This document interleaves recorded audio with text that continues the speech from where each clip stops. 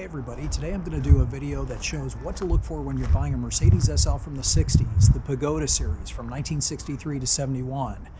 I run a business in Portland, Oregon called Cascadia Classic, and over the last 20 years I've sold about 3 dozen of these cars. What I've learned is that there's a ton of little details that separate the good ones from the bad ones, and in this video what I want to show are what those details are. So if you're considering buying one, you know you're actually going to end up with a good car. Now back in 1999 when I started fooling around with these, I could get a really good Pagoda for between 30 and 40. And these days it's about double that to get into a car that I want to handle. Investment grade Pagodas are 6-figure cars these days. And as a point of reference, here's the last one that I sold. This was a 71, sold for 110 and sold pretty quickly. It's a 4-speed car, rare for the last year. Most were US market cars and most were automatics. This car also had all the records from new, one owner from new, bought new here in Portland, and still on its original title from 71. So yeah, the kind of Pagoda that we all dream of finding. So we'll take a look at this car. I'm going to pull out a bunch of photos of the other Pagodas I've sold, and we will figure out what makes a great Pagoda. Now, right off the bat, let me just clear up a misconception that I hear sometimes with these cars. You know, people think these cars are so expensive when they're really right. What if I found one that just needed some work? Something that maybe I could restore as I drove, and then over the years it would turn into a great car. Well, let me just tell you that that's not really such a good idea. And the reason I can say that is because I've done it. So this was about 10 years ago. I put an ad out on Craigslist, wanted any Mercedes SL from the 60s, any condition. And it took about a year of renewing this ad every 2 weeks, but I did get a response. And this guy told me he was 30 minutes north of Portland. This car had been sitting undercover for 5 years and ran and drove when it was put away. And so went up there, and this is what I found. And for as bad as this car looked at first glance, it actually was not a bad car. It wasn't rusty. It was pretty complete. French market car, kind of had some neat European touches to it. You know, kilometers per hour, those great European headlights. This car, I thought, this is it. I'm going to buy it. And I ended up just kind of cleaning this car up and driving it. And I kind of liked the fact that it really looked horrible and wasn't perfect. And here's this, you know, really well built and elegant car, and this thing looks like somebody dragged it out of a pond.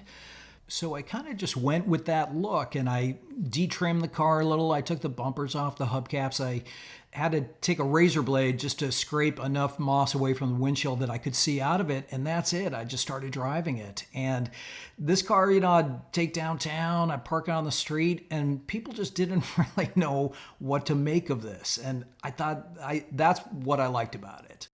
I kind of like the fact that it looked like a poor man's Pagoda, because actually that's what it was. Well, as you may have guessed, the novelty of driving this car around town looking like this eventually wore off, and I realized that the time had come to do right by the car, to give it the restoration that it deserved. So I started taking it apart, like really taking it apart, maybe too far apart. These cars are so well designed and so well built that it all disassembled really easily, very logically, and the next thing you know, I was having the body chemically dipped, and then brought it in for show quality paint.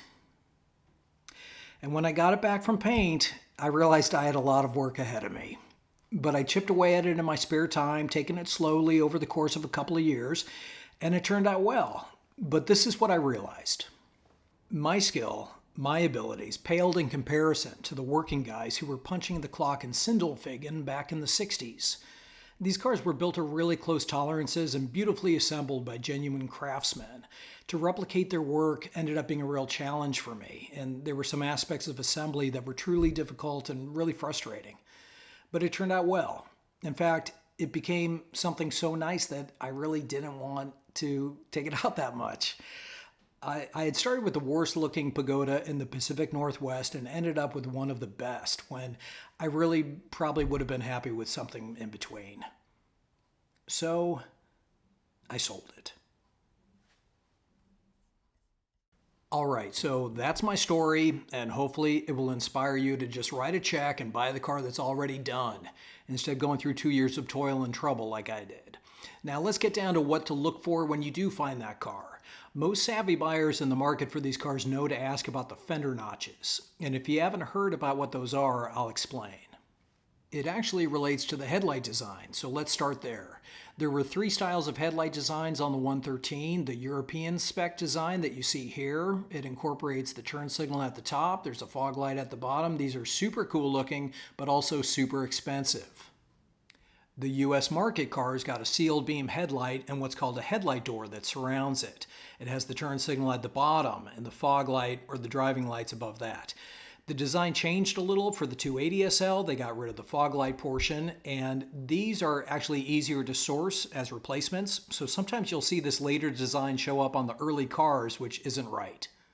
Now, due to their position on the front of the car, these take a lot of wear, and it's not uncommon to find these with chips or cracks, especially on the thin, fragile section up on the top. So you'll want to check for that. All right, so the fender notches.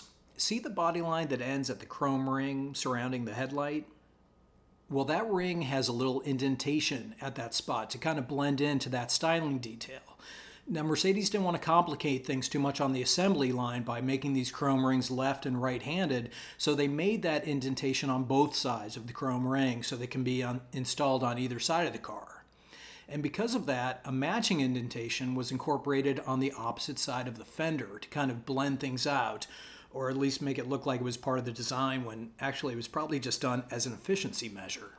So people get hung up on this because the notches are seen as a mark of originality, that the fender hasn't been replaced because of an accident, or that the notches haven't been bonded over at some point because of rust repair, even though the fact of the matter is that a lot of them have been bonded over by paint shops that weren't aware of them in the first place or thought it was some kind of defect. It's said that these little notches were filed in by hand at the factory, so you will see some variations from car to car, and I've even come across 1 or 2 where maybe they were even faked a little to look like the originals. But ultimately, I think there's actually a better way to judge body originality, and that's simply by popping open the hood.